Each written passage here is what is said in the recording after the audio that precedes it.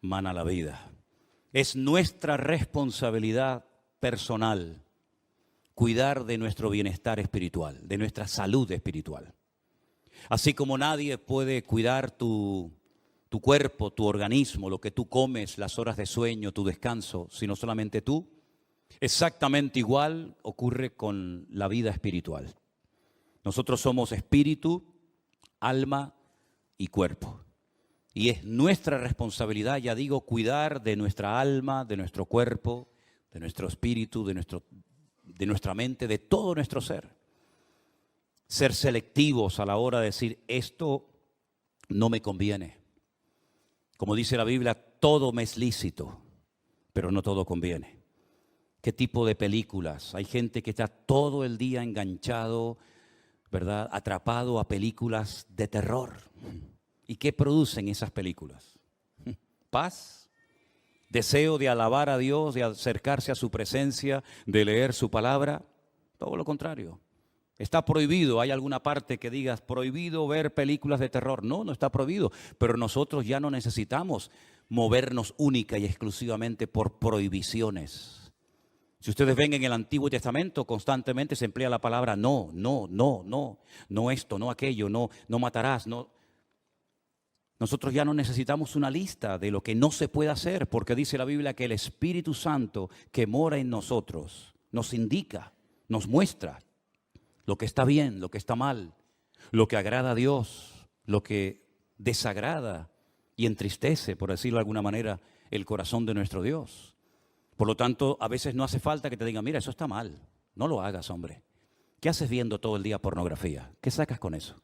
Un hombre casado, una mujer casada, ¿qué estás haciendo? Perdiendo el tiempo, pareces un crío de 15, 18, 20 años, ¿verdad? ¿Está prohibido? No, no es ningún delito. ¿Pero de qué sirve? De nada. ¿Está prohibido, por ejemplo, no sé, fumar? No, no está prohibido. Pero hombre, yo creo que sería bueno, ¿no? Creo que sería bueno que en un momento determinado de tu vida dijeras, como mucha gente que no son cristianos, incluso ateos, dicen, ¿para qué voy a estar gastando mi dinero, corriendo el riesgo de enfermarme inútilmente? Voy a hacer todo lo posible por dejar de hacer esto, ¿sí o no? Tenemos que ser selectivos y tener mucho cuidado con la salud espiritual, porque nadie mejor que tú lo puede hacer. Seguramente a algunos de los que están aquí les va a sonar esto que les voy a decir, a otros probablemente de nada. ¿Ustedes se acuerdan que hace años, hace muchos años, había una canción que decía, 3 cosas hay en la vida? Los que saben esa letra ya tienen una edad, porque esa letra no es de la semana pasada, 3 cosas hay en la... No la voy a cantar, la podría cantar, pero no es plan, ¿no? 3 cosas hay en la vida, salud, dinero y amor. Y el que tenga estas 3 cosas, que le dé gracias a Dios. ¿Se acuerdan? Qué tremendo, ¿no? Seguramente más de uno de ustedes la habrá cantado en su momento o te traerá algún recuerdo. Pues queridos hermanos, la salud espiritual es fundamental. Nosotros estamos rodeados, si se dan cuenta, de gimnasios. Hay docenas de gimnasios por todas partes. En esta calle hay 3 o 4, en la de más arriba otros 3 o 4, por aquí abajo, por la zona de más arriba también. Y es que se han puesto de moda, si me permiten, los gimnasios. Usted ve a la cantidad de gente joven, sobre todo, que están todo el santo día levantando pesas, haciendo ejercicio, tratando de perder peso y tener ese cuerpo 10, ¿no? Para poder caer bien y para ser aceptado por la sociedad. Pero muchas veces, y no tengo nada en contra del deporte, ni muchísimo menos, pero muchas veces he pensado, y esa gente que dedica tantas y tantas horas al deporte, a los gimnasios, ¿cuántas horas dedican a su alma? ¿Cuántas horas dedican a cultivar su espíritu delante del Señor? Bueno, vamos a hablar en esta tarde acerca de esto. Yo quisiera llevarles a Hebreos capítulo 5, por favor, si tienen la Biblia en la mano o quieren seguir la lectura conmigo. En Hebreos, concretamente el capítulo 5, a partir del versículo 12, la palabra del Señor nos dice así. Porque debiendo ser ya maestros, después de tanto tiempo, tenéis necesidad de que se os vuelva a enseñar cuáles son los primeros rudimentos de las palabras de Dios. Y habéis llegado a ser tales que tenéis necesidad de leche y no de alimento sólido. Y todo aquel que participa de la leche es inexperto en la palabra de justicia. ¿Por qué? Porque es un niño. El alimento sólido es para los que han alcanzado madurez, para los que por el uso tienen los sentidos ejercitados en el discernimiento del bien y del mal. Como he dicho en otras ocasiones, estos hebreos, estos judíos que van a recibir esta carta por parte de quien la haya escrito, ya eran segunda o tercera generación, eran hijos de creyentes. Eran personas que ya se suponía que tenían que estar a un cierto nivel, a una cierta estatura espiritualmente hablando. Sin embargo, algo había ocurrido en ellos que se habían quedado como los bonsáis, enanitos, pequeños, ¿verdad? Qué bonitos los bonsáis, ¿verdad? Arbolitos en miniatura, pero realmente a la hora de la cuestión práctica sirven o prácticamente de nada. El raquitismo, la falta de madurez, la falta de desarrollo como cristianos es una enfermedad que ha afectado a la iglesia a lo largo de estos últimos 2000 años. Esta carta se escribió hace 2000 años, no se escribió la semana pasada para una iglesia del tiempo actual. Vemos que la falta de crecimiento, el negarse a crecer, el negarse a desarrollarse como cristianos, ya digo, es una enfermedad que siempre, de alguna manera u otra, ha afectado a la iglesia a lo largo de los tiempos. ¿De qué depende realmente el crecimiento, la madurez de una persona? Bueno, vamos a ver, si hablamos físicamente y usted quiere tener una buena musculatura y estar en plena forma, pues tendrá que cuidarse su alimentación, tendrá que hacer algo de deporte, tendrá que abstenerse de ciertas y determinadas cosas que a lo mejor son muy ricas, pero que le van a perjudicar la salud. Si usted quisiera tener un nivel de cultura general amplio, pues tendrá que leer buenos libros, ¿verdad? Tendrá a lo mejor que hacer algún curso, ir a alguna universidad, a alguna escuela para poder aprender pues más, ¿verdad?, de lo que habitualmente sabemos. Pero espiritualmente hablando, lo más importante de todo es nuestra relación con Dios. Porque para eso vino fundamentalmente el Señor Jesucristo a este mundo. Él murió, como sabemos, por nuestros pecados. Derramó su sangre en la cruz, ocupó nuestro lugar. Pero la pregunta es, ¿solamente pretendía el Señor salvarnos? Porque pensemos un poquito. Si el objetivo del Señor fue solamente salvarnos, perdonar nuestros pecados, ¿por qué una vez que hemos entendido el Evangelio, por qué una vez que le hemos recibido en nuestros corazones como nuestro Señor y Salvador personal, por qué no nos llevó directamente a su presencia? ¿Por qué nos dejó aquí? Si el objetivo era salvarnos y ya somos salvados, ¿por qué nos dejó en la tierra? ¿Para correr el peligro de volver a pecar? ¿De volver a enredarnos con las cosas que nos tenían atados hace años? ¿Por qué correr ese riesgo? ¿Por qué correr ese peligro ahora que ya lo tienes? Ahora que ya has convertido, ahora que ya has humillado y que ya es un hijo, una hija tuya, llévatelo a su presencia. ¿Por qué lo tienes en la tierra 10, 15, 20, 30, 40 o más años? ¿Por qué? Porque hay algo que la Biblia enfatiza mucho y es el crecimiento, la madurez, el desarrollo espiritual.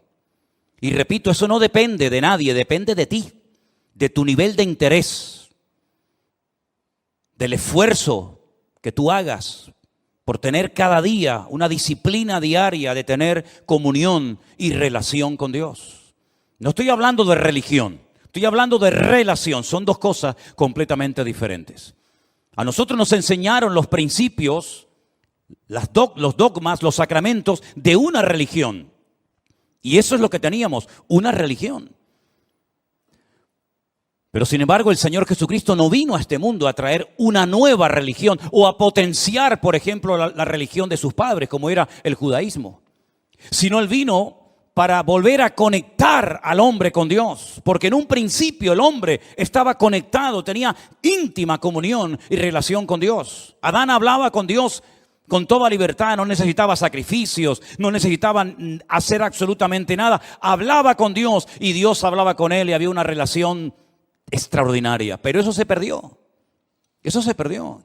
El hombre pecó, el hombre se desconecta de Dios, queda fuera de la cobertura de Dios y automáticamente entra en un sistema, como bien saben ustedes, de sacrificios, de rituales, de holocaustos, ¿verdad? Derramamiento de sangre. Luego vino la ley, un montón de mandamientos, concretamente 613. Y uno dice, pero ¿y comunión con Dios? Pocos eran los que tenían comunión con Dios. Por ahí hay uno que se llama David, que dice que llegó a ser el hombre más cerca del corazón de Dios. Por ahí hay gente como Samuel, como Moisés, ¿verdad? Como tal vez Abraham. Pero a nivel nacional, esa relación, esa comunión, esa amistad que existía del hombre con Dios, se perdió completamente. Y cuando el Señor Jesucristo vino, en una ocasión, le dijo a sus discípulos, ustedes quieren ser mis amigos. Porque si ustedes simplemente lo que quieren es que yo les trate como un maestro que le da clases a sus hijos, a sus discípulos, pues ahí nos quedaremos. Pero si quieren profundizar y si ustedes quieren ser mis amigos, yo les voy a decir qué tienen que hacer. Y les dijo, haced todo lo que yo os enseñe. Y llegaremos a cultivar y a desarrollar una relación de amistad entre ustedes y yo. ¿Cuántos en esta tarde quieren ser amigos de Dios? ¿A cuántos en esta tarde les interesa tener comunión y relación personal con Dios? Hay algunos que dicen que eso es imposible. Hay algunos que a lo largo de la historia, como un tal Spinoza, un filósofo judío, y como incluso Albert Einstein dijo que bueno, que eso de tener relación con Dios, eso es imposible. Creían en Dios, pero no creían en un Dios personal. No creían en un Dios que se interesara por tu vida, por tus necesidades, por tus problemas, por tus luchas, por tus pruebas, sino en un Dios que estaba por ahí, pero tan ocupado que búscate la vida, porque para eso yo te di un cerebro, unas piernas, un ojo, y para eso di leyes a la naturaleza, y a la hora de la verdad, pues Dios no aparece por ninguna parte.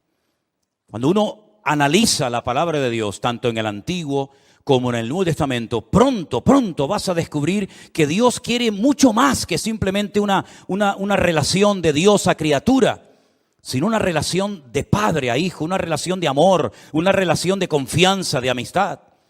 Incluso en la carta a los Hebreos, el que la haya escrito, dijo que ahora podemos tener acceso y debemos acercarnos a Dios con libertad. No acercándonos a un Dios desconocido, frío, distante, indiferente, que es imposible conocerlo, sino todo lo contrario.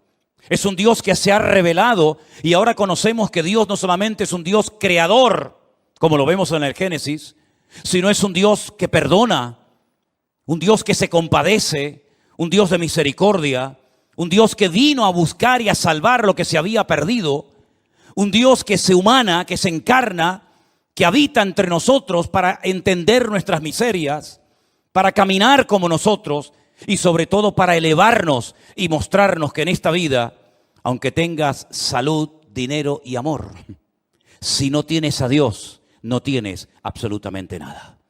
Porque en esa antigua canción se enfatiza y se apunta a lo que todo el mundo quiere tener: salud, dinero y amor. Y como dice la canción, en el que tenga estas tres cosas, que le dé gracias a Dios. Pero ¿y si no tengo salud? Si no tengo dinero, y si en el amor he tenido muchos problemas, entonces no tengo motivos para darle gracias a Dios. ¿No tengo ninguna razón de vivir? Por supuesto que sí. En la Biblia encontramos personas que no tenían una buena salud, no tenían una buena economía y no tenían ni siquiera amor, sino todo lo contrario. Y sin embargo tenían una relación y una amistad con Dios realmente extraordinaria. Y es que la vida no consiste solamente en tener salud, dinero y amor, sino el objetivo de la vida es tener comunión y relación con Dios. Y por eso Él dice: yo soy el camino, yo soy la verdad y yo soy también la vida. Y nadie va a ir al Padre sino solamente a través de mí. Es decir, no solamente Él nos muestra que quiere tener comunión con nosotros, sino nos enseña cómo puedo acercarme a Él a través de su sacrificio, a través de sus méritos. En ningún momento menciona la palabra religión, en ningún momento me da una lista, un decálogo como se le dio al pueblo de Israel en el Antiguo Testamento, sino que ahora dice, mira, te lo voy a poner más fácil todavía. Así como el pueblo de Israel se esforzaba y se esforzaba tratando de agradar a Dios y nunca lo consiguió porque a lo mejor eran demasiados mandamientos, yo voy a resumir todo eso en dos solamente. El primero y más importante, amarás al Señor tu Dios con toda tu alma, con todo tu corazón y con todas tus fuerzas. Y el segundo, y amarás al prójimo como a ti mismo. Si eres capaz de cumplir con estos dos mandamientos, has cumplido con toda la ley y con todos los profetas. ¿Cuántos dicen amén? Es decir, que vemos que insistentemente en cualquier generación que busques, en cualquier libro, a través de la escritura de cualquier profeta, vas a encontrar que la meta, el objetivo, el anhelo de Dios es volver a tener comunión con el hombre. Y hace todo lo que está a su alcance para ponerse a su nivel y para enseñarle que el hombre si quiere, puede volver a tener comunión y relación con Dios. Tu salud espiritual depende del nivel de relación y de comunión que tengas con Dios. Amén, hermanos. En segundo lugar, si tienes relación y comunión con Dios, vas a anhelar, vas a querer. El Espíritu Santo que mora, que vive en tu corazón, te va a impulsar a las Escrituras, al manual de instrucciones, a través del cual vas a descubrir el corazón de Dios. Te vas a dar cuenta qué es lo que a Él le agrada, qué es lo que Él espera de ti, cuál es el propósito de tu existencia. Y entonces te vas a dar cuenta de que necesitas tener conocimiento de la Biblia, conocimiento de las Sagradas Escrituras, relación con Dios, conocimiento de las Sagradas Escrituras, para que pueda conocer en todo momento las instrucciones del Creador, el diseño, los planes de Dios para mi matrimonio, para mi familia, para mi vida personal, para mis negocios, para la vida de mis hijos, de mis nietos, etcétera, etcétera. Y no vayas por la vida inventándote cosas que Dios nunca le pidió a nadie que hiciera. Para que no vayas por la vida tocando puertas y buscando palabra por aquí, por allá, sino que Dios te dice, toma, ahí tienes toda la Escritura. Y como dijo Pablo a Timoteo, ocúpate en la lectura. Dedica tiempo a conocer las Sagradas Escrituras, porque ellas pueden producir en ti sabiduría de Dios y pueden hacerte un hombre de Dios, de lo cual no tendrás nada que avergonzarte en esta vida. Y por si hay alguna duda, bueno, ¿qué parte leo? ¿Será esta más inspirada, esta menos inspirada? Le dice a Timoteo y por consiguiente a todos nosotros, toda la Escritura es inspirada por Dios, toda. Desde el Génesis 1:1 hasta el amén de Apocalipsis, cada texto, cada parábola, cada historia, cada profecía, todo ha sido inspirado por el Espíritu Santo para que tengas una base sobre la cual edificar tu fe y poder desarrollar una íntima y maravillosa comunión con nuestro Creador. ¿Cuántos dicen amén? Y entonces cuando tengas una óptima relación con Dios y un nivel de conocimiento de las Escrituras, va a venir solo algo que es imprescindible hoy en día para poder vivir una vida cristiana victoriosa. ¿Saben lo que es? Lo que hemos leído en esta noche. El discernimiento espiritual. El discernimiento del bien y del mal. Lo que te va a permitir tener como una especie de alarma, una especie de alarma espiritual, de sensibilidad espiritual, diciendo, eso no es de Dios. Aunque suene muy bonito, aunque a la gente le haga mucha gracia, eso no ha nacido, no viene del corazón del Señor. ¿Por qué? Porque yo conozco a mi Dios. Y yo sé que eso al Señor, a mi Padre, a mi amigo, no le agrada. Estos creyentes a los cuales se les escribe esta carta, se les llama niños, se les llama inmaduros. Se les dice en otra porción, no he podido profundizar para enseñarles cosas más profundas porque me resulta muy difícil buscar términos que ustedes puedan entender. Y no es que sean cosas muy profundas y difíciles de entender, sino como dice aquí, os habéis hecho tardos para oír. Porque no es lo mismo explicarle a un niño una cosa que explicarle a un hombre de 20, 30 o 40 años lo mismo. Tienes que cambiar el lenguaje, tienes que hablar en una terminología, en una forma diferente. ¿Por qué? Porque es un niño y no te va a entender. Y eso es lo que está diciendo el autor de la carta a los Hebreos. No les puedo explicar cosas profundas porque no habéis crecido, os habéis quedado estancados. Estáis en los primeros rudimentos de las palabras de Dios. Todavía estáis con la leche y no con el alimento sólido. Y por eso ustedes no han desarrollado, no han ejercitado el discernimiento del bien y del mal.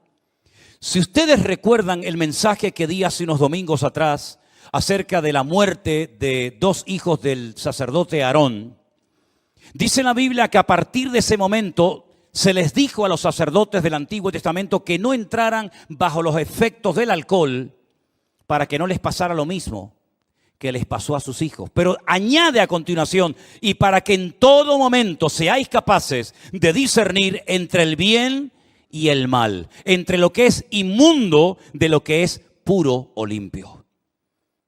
En otras palabras, ser cristiano no significa perder la razón, sino todo lo contrario, es recuperar la razón, el sentido, el equilibrio de las cosas.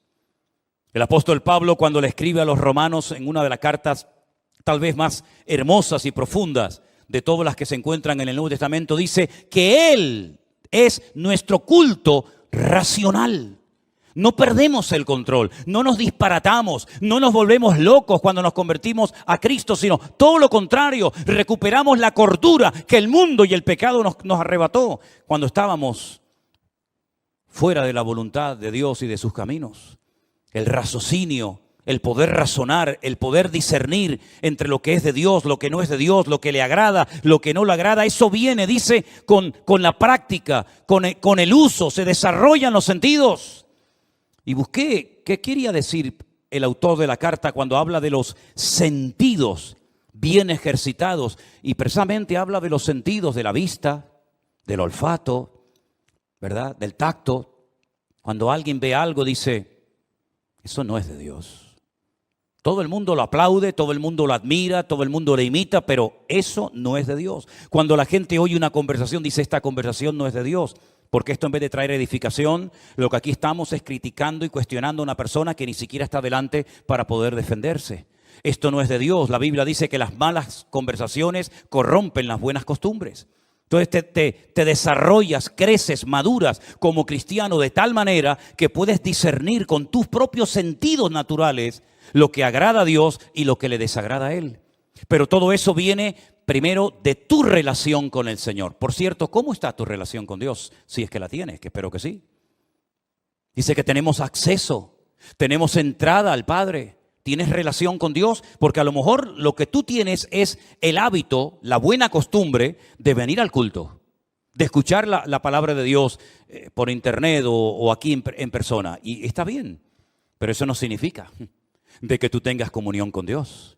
Hay gente que vive de los cultos, pero no porque tengan una comunión con Dios. Hay gente que el conocimiento que tiene es por lo que han oído. Claro, te han oído tantos sermones, tantos años, y ahora por aquí y ahora por allá, que tienen un cierto conocimiento, pero la Biblia no saben ni dónde la dejaron, y la perdieron hace 20 años, y aún no la han encontrado. Entonces tú no puedes depender simplemente de un culto 1 o 2 veces a la semana. Tú no puedes depender de que haya un señor llamado pastor que predica la palabra de Dios desde este púlpito, ¿verdad? Y entonces a través de él, pues tú aprendes lo que sabes. Bueno, eso está bien, pero tú tienes que desarrollar tus propios hábitos de lectura diaria, ¿verdad? Y por eso quiero recordarles a los hermanos de la iglesia que yo les he mandado por el WhatsApp de la iglesia el curso de Isaías para que ustedes mismos de una forma autodidacta lo puedan hacer en sus propios hogares. Para que no dependan única y exclusivamente de las reuniones, de los cultos, sino que ustedes puedan también acostumbrarse a buscar la Biblia, a orar, a aprenderse textos de memoria, a estudiar la palabra de Dios, porque ya sabemos que las cosas pueden cambiar en cualquier momento. No olvidemos que ahora va a ser 3 años, 2 años y pico, nadie podía congregarse en las iglesias. ni siquiera en esta. Y todos estuvimos durante meses encerrados en nuestras casas. Y fue un tiempo maravilloso que el Señor le dio a miles, por no decir millones, de cristianos para que por fin no tuvieran la excusa de decir: es que trabajamos tanto, es que no tengo tiempo para leer y estudiar la Biblia. Pues el Señor te tomó la palabra y le dio tiempo más que suficiente a miles de cristianos para que por primera vez en su vida pudieran tomarse en serio el leer todos los días, como comes todos los días, pues que comas de la palabra de Dios para alimentar tu alma y tu comunión y relación con el Señor. Son hábitos que a lo mejor algunos no tienen la costumbre, pero si te acostumbras, le vas a hacer un gran favor tremendo a tu vida espiritual y vas a cuidar de esa manera tu salud espiritualmente hablando. En 1 de Timoteo, el capítulo 4, desde el versículo 1 en adelante, hay unos versículos que yo quisiera leer en esta tarde y pedirles que presten atención, porque en este texto, en estos versículos, vamos a encontrar en primer lugar una información, unos datos que Pablo le da a Timoteo, y a continuación lo que tiene que hacer ante la información que recién acaba de recibir. Presten atención. 1 de Timoteo capítulo 4, versículo 1. Pero el Espíritu dice claramente que en los postreros tiempos algunos apostatarán de la fe, escuchando a espíritus engañadores y a doctrinas de demonios. ¿Entendió este versículo usted? ¿Lo entendió? Si el Espíritu, Dios, el Señor ha hablado claramente diciendo que en los postreros tiempos, ¿y esos tiempos cuáles son? Ya estamos en los postreros tiempos, ¿verdad? En los tiempos finales, algunos, no todos, gracias al Señor, apostatarán, abandonarán la fe, darán marcha atrás. Conocieron, pero no quieren continuar. Se enfriaron, se apartaron, se alejaron, se enfadaron. Póngale todos los adjetivos que usted quiera. La cuestión está que dice que apostataron. Ya no están en el camino. Estuvieron, pero ya no están. Han apostatado, han dado marcha atrás, han renegado incluso. Y dice, y escucharán a espíritus engañadores y a doctrinas de demonios. Ahora, ¿cuál es el mejor lugar, la mejor plataforma para enseñar falsas doctrinas? Voy a ponerles algunos ejemplos. Nosotros vivimos o tenemos la iglesia a muy pocos metros del estadio de fútbol. Ese estadio no se utiliza para reunir a la gente los días que hay partido de fútbol para enseñar Biblia en mano falsas doctrinas. El objetivo de ese estadio de fútbol es jugar al fútbol. Es decir, no se hace un culto con el objetivo de adoctrinar a la gente de una forma antibíblica. Si usted va a un teatro, si usted va a un cine, hombre, puede ver alguna escena, puede haber algún momento en la película, en el teatro, que digan algo, que hagan algo que no es bíblico, pero el teatro, ¿verdad? El cine no es un lugar creado y diseñado específicamente para enseñar falsas doctrinas a la gente.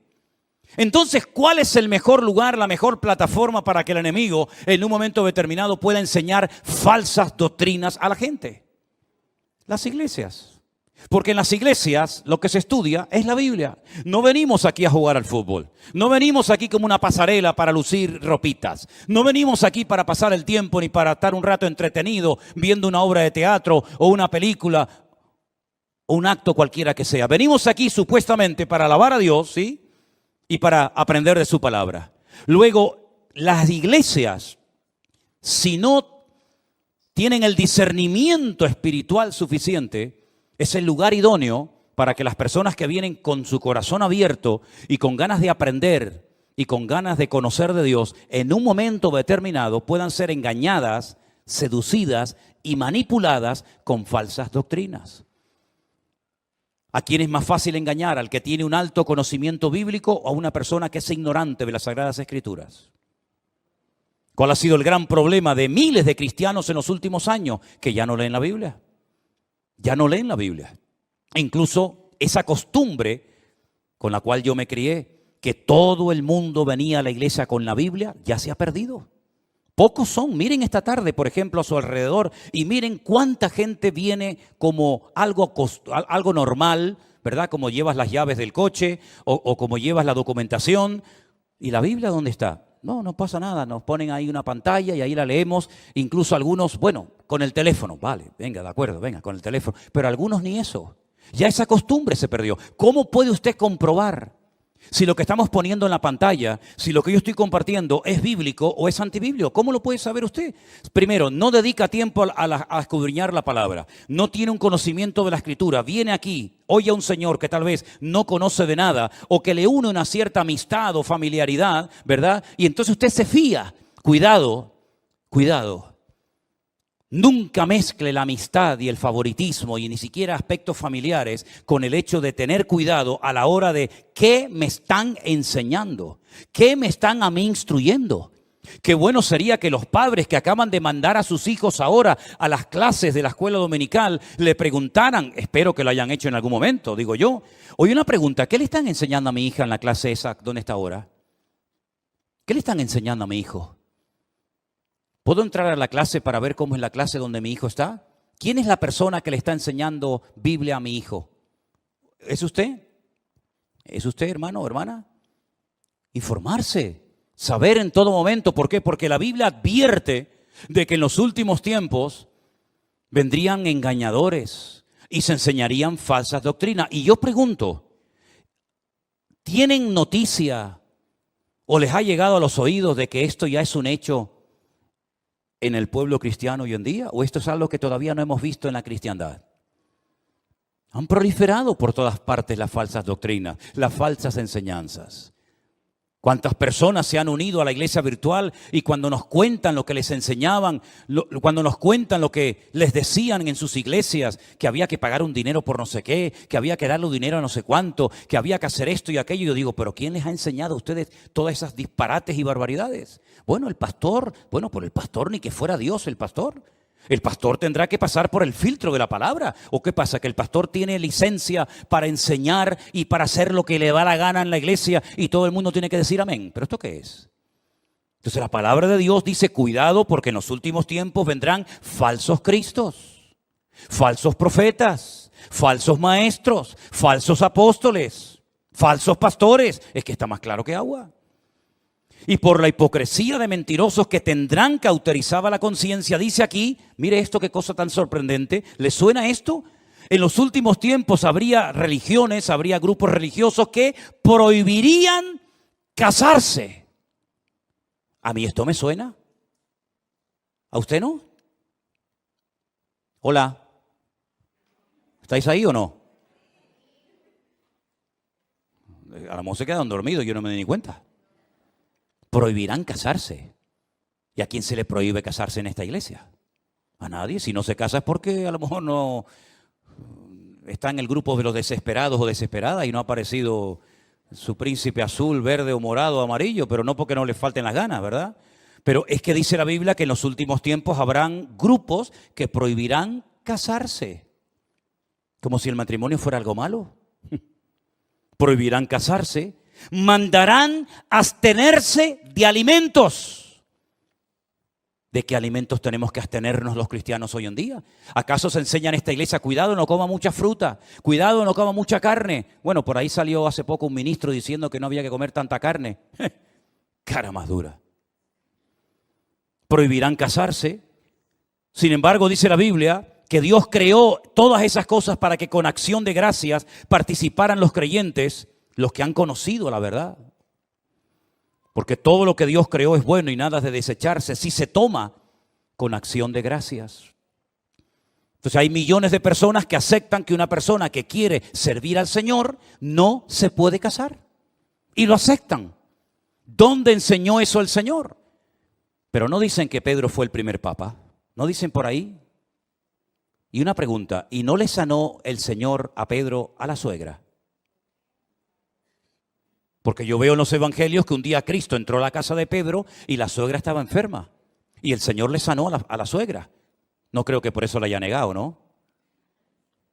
Pero si tenía suegra, es porque estaba casado. Pero no era el primer papa. En fin, aquí algo falla, ¿no? Porque por la palabra de Dios y por la oración es santificado. Ante esta información, ante este mensaje de alarma, de advertencia, Pablo le dice ahora a Timoteo, versículo 7, desecha las fábulas profanas y de viejas. Ejercítate para la piedad. Versículo 13, ocúpate en la lectura, la exhortación y la enseñanza. Versículo 14, no descuides el don de Dios que está en ti. Versículo 15, ocúpate de estas cosas, permanece en ellas. Verso 16, ten cuidado de ti mismo y de la doctrina. Y también dice, persiste en ello, pues haciendo esto te salvarás a ti mismo y a los que te oyeren. En otras palabras, hay que hacer algo. Vienen falsas doctrinas, vienen falsas enseñanzas, pero nosotros sabemos por el crecimiento, por la madurez, por el desarrollo espiritual, por la relación con el Señor, sabemos lo que viene de Dios y lo que no viene de Dios. ¿Cuántos dicen amén, hermanos? Pero es su deber. No es mi responsabilidad que usted sepa mucho de la Biblia. ¿De qué sirve que yo quiera que usted crezca y madure si usted se niega a crecer? ¿De qué sirve eso? ¿Se puede obligar a una persona a crecer o a madurar cuando ésta se niega y ha decidido quedarse como está y no esforzarse por crecer espiritualmente hablando? Hermanos, hay gestos, hay cosas que los niños hacen y se les permite, se les tolera. ¿Por qué? Porque son niños. Son niños. No vean ustedes cuando Adriel empieza a soltar gases. Oye, no se corta, no dice, ay, perdón, abuelo. Ay, perdón, abuela, se me escapó. Él no se corta un pelo, él, ala, venga, pierna suelta. ¿Qué le parece? Hay niños que se chupan el dedo. Hay niños que se hacen pis encima. Hay niños que les entra, como decimos por aquí, una perreta de estas que dice, ¿pero qué le pasa? Y venga a llorar, y venga a llorar. Y hay cosas que a los niños se les tolera, se les permite. ¿Saben por qué? Porque son niños y se comportan como niños. Pero ahora usted imagínese ver a nuestro hermano Jair, mientras yo predico, chupándose el dedo. Nuestra hermana Marcela haciéndose sus necesidades encima.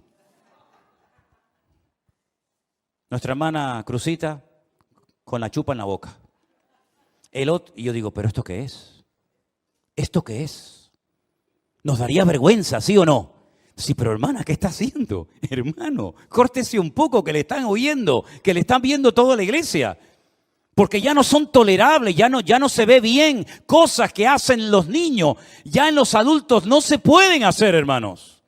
Pero es que espiritualmente pasa lo mismo. Cuando una persona empieza, cuando una persona no tiene conocimiento bíblico, cuando una persona está dando los primeros pasos, a veces cuenta cosas, a veces comparte cosas en el Facebook, a veces pone cada fotografía, a veces hace cada comentario que tú dices, es que es normal, es que es lógico. Es lógico porque, claro, si lleva 4 días en los caminos del Señor, es normal que todavía haga cosas que... Pero cuando yo era niño, dice Pablo, hablaba como un niño, pensaba como un niño, me comportaba como un niño. Mas cuando ya fui hombre, dejé lo que era de niño. Es decir, los niños se enfadan por cualquier cosa. ¿Se dan cuenta de eso? Se enfadan y a los 10 minutos otra vez son amigos. Y a veces los padres son tan tontos que se ponen peleados entre los padres y después los hijos en 5 minutos ya son amigos otra vez. Y los padres se distanciaron el resto de su vida. ¿Qué te parece? Hermanos queridos, es tiempo de dejarnos de chupar el dedo. Es tiempo de crecer, es tiempo de madurar, es tiempo de desarrollar el discernimiento espiritual por la práctica, por el uso. ¿Y saben algo que el Señor te va a dar para madurar y para crecer? Y lo está haciendo, oportunidades. Aprovecha todas y cada una de las oportunidades que el Señor te da para servir, para madurar y para crecer. Valora todo lo que el Señor está haciendo en tu vida y recibes cada día y cada semana. Sé selectivo, ¿verdad? No te voy a dar una lista, mire, si usted viene a esta iglesia, esto y esto no se puede hacer, esto es lo que tiene que hacer. No trabajamos así. Queremos trabajar con gente adulta, con gente que diga, bueno, ¿qué tengo que hacer? Dígame, ¿qué tengo que hacer si yo quiero convertirme en un buen cristiano? Mire, ¿no tiene Biblia? No. Margarita, dele una Biblia. Usted va a comenzar a leer la Biblia por aquí y por allá y la va a leer y cuando no entienda algo pregunte y si no entiende una palabra la busca en el diccionario y entonces Y así va usted a comenzar a descubrir un mundo de verdades tremendas que lamentablemente no nos enseñaron. Nos enseñaron que los que quieren servir a Dios no se pueden casar. Si son mujeres, no se pueden casar. Y si son hombres, no se pueden casar. Pero yo ahora me encuentro en la Biblia que una de las señales de los últimos tiempos es que le prohibirían a las personas casarse si quieren servir al Señor. Entonces, ¿en qué quedamos? ¿Es bíblico? ¿Está bien o está mal? Ahí tiene usted una verdad revelada. Nos dicen, para pedir el perdón de tus pecados tienes que ir a un hombre y contarle todos tus problemas, todos tus pecados, y entonces ese hombre te perdona. Bien, vamos a la palabra de Dios y encontramos que solamente Dios puede perdonar los pecados al ser humano. Nadie, ningún cura, ningún pastor, ningún reverendo, ningún rabino, nadie tiene la capacidad de perdonarle los pecados a otra persona. Otra verdad revelada. Encontramos que cuando una persona se muere, su cuerpo lógicamente va a la tumba y se queda, pero dice la Biblia que su parte que viva, su alma, su espíritu, o se va a la presencia de Dios o excluido eternamente de la presencia de Dios. Sin embargo, nos enseñaron que había 4 lugares: cielo, infierno, limbo y purgatorio. Y ahora otra verdad revelada: no hay 4, hay 2. Y así una detrás de otra y una detrás de otra. Y llega un momento en el que usted tiene que pararse y decir: Dios mío, ¿cómo es posible que este libro, tu palabra, que lleva escrita miles de años en este país, se les prohibiera a la gente leerla bajo pena de muerte? Es que eso es historia de España, esa es nuestra historia negra. En este país se quemó a la gente, en este país se mató a la gente por el delito de leer la palabra de Dios y por el delito de llevarle la contraria a una institución, a una mega estructura que enseñaba cosas antibíblicas en vez de ceñirse a la palabra de Dios. Entonces, mis queridos hermanos, ser cristiano no es algo con lo que ya nacemos, nos ponen el cuño, el sello, ¿no? Ya, miren, esta tarde hemos orado por Adriel, pero Adriel tendrá que aceptar al Señor el día de mañana. ¿De qué sirve de que su abuelo fuera pastor? ¿De qué sirve de que sus padres sean convertidos? ¿De qué sirve que haya nacido en el seno de una iglesia donde en poco tiempo estará jugando con los niños y asistiendo a la escuela dominical y participará de los campamentos si el Señor lo permite, ¿verdad? ¿De qué sirve todo eso si él no desarrolla, si sus padres no le inculcan la importancia de lo que yo estoy enseñando? Relación con Dios, conocimiento de las Escrituras para poder llegar a un nivel de poder discernir entre el bien y el mal. ¿De qué sirve todo eso? Teoría, teoría y teoría. Y usted lo que necesita es dejarse ya de cuentos, dejarse de teorías, de buenos planes y de buenas intenciones y decir: Señor, yo quiero cambiar, yo quiero crecer, yo quiero madurar, yo no quiero estar hoy súper animado porque tú me has hablado, tú me has bendecido y mañana lunes si te encuentro por la calle vas a estar hecho polvo. ¿Por qué? Porque tu mujer no sé qué, porque tu hijo no sé cuánto, porque el marido no sé. Y así no puedes vivir, querido hermano. Tú tienes que aprender a tener una madurez, una estabilidad y una firmeza. Y eso es posible conseguirlo en la vida. Si no fuera posible, yo te estoy tomando el pelo. Pero te estoy enseñando verdades bíblicas para que tú madures y no dependas de mí. No dependas de la iglesia, no dependas de los cultos, sino dependas única y exclusivamente de tu comunión y de tu relación con tu Dios y con tu Señor. ¿Cuántos dicen amén? Cierra tus ojos ahí donde estás y pídele al Señor con todo tu corazón, si así lo deseas: Señor, entra en mi vida y cámbiame, Dios mío. Yo quiero crecer. Yo quiero madurar, yo quiero tener comunión y relación contigo. Si hubiera alguna persona ahí en su casa, en el sitio donde estás en este momento siguiendo este culto, y tú quieres recibir al Señor Jesucristo como tu Señor y Salvador personal, para comenzar hoy mismo una relación directa con Él, ahora es el momento. Has escuchado la palabra. Has escuchado la enseñanza. Ahora te corresponde a ti decir: Dios mío, perdóname. Ven a mi vida, Señor. Cambia mi corazón. Yo quiero recibir al Señor Jesús en mi corazón como mi Señor y Salvador personal. Quiero caminar contigo todos los días de mi vida, Señor. quiero conocerte, quiero esforzarme, quiero estudiar la palabra de Dios, la cual me abrirá los ojos y me permitirá servirte como tú quieres que lo haga, Señor. Ríndale su vida al Señor Jesús en este momento, mi querido amigo y hermano. Abra su corazón para que Él entre. Esta no es una invitación para que usted venga aquí. ¿Quiere venir aquí? Ahí están las puertas abiertas. ¿No quiere venir más? Dios le bendiga. Pero si el objetivo de esta iglesia no es que la gente venga aquí y se congreguen aquí, o los que están en su casa que formen parte de la iglesia virtual, si el objetivo es que tú conozcas a Cristo, que tú le sirvas y le honres a Él, y que te congregues donde quieras, con nosotros o en otra congregación, da igual. Pero lo importante es que tú te conectes a la fuente de la vida, al camino, la verdad y la vida, que es el Señor Jesús, al único mediador entre Dios y los hombres, al único nombre bajo el cielo dado a los hombres, a través del cual podemos ser salvos. Señor, en esta tarde nos rendimos a ti. Dígalo conmigo, hermano. Yo me rindo a ti, dígalo conmigo. Yo me rindo a ti en espíritu, alma y cuerpo. Quiero crecer, quiero conocerte, quiero servirte con eficacia en tu reino. Y te pido que trabajes en mi vida para que yo, Señor, sea un buen hijo de Dios, una buena hija de Dios, honrándote y sirviéndote con todo lo que haga